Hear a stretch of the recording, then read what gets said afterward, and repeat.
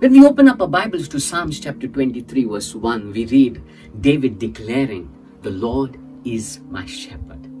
When David makes this declaration, what he's saying is, I am dependent on God.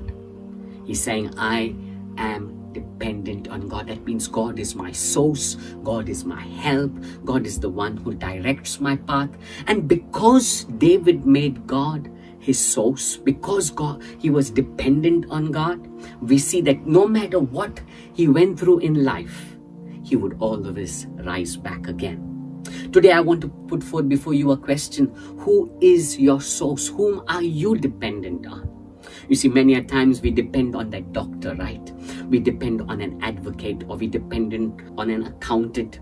But many a times they disappoint us. Let's say they move to another city or another state. What do we do next? Or let's say they die and go. What do we do next? Don't we get shattered? Don't we get shaken? Why? Because the one we rested on now has been shaken. He's moved or he's died. And now what do we do next? Well, if God is the one you're dependent on, one thing you can be assured of: no matter what happens around you, you will always be stable. You will always rise back again, because God is the one you're trusting, leaning on. When you lean on man, man moves. What happens is you are shaken, right? I want to encourage you.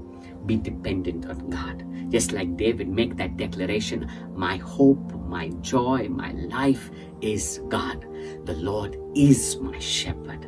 David rested on God, and that's why we see him rising from a shepherd boy to be king of the nation of Israel. Come on, you want to rise up in life, you need to depend on God, because God is the one. When he leads you, when he guides you, you can trust him. You can absolutely know he is reliable and he will never fail you.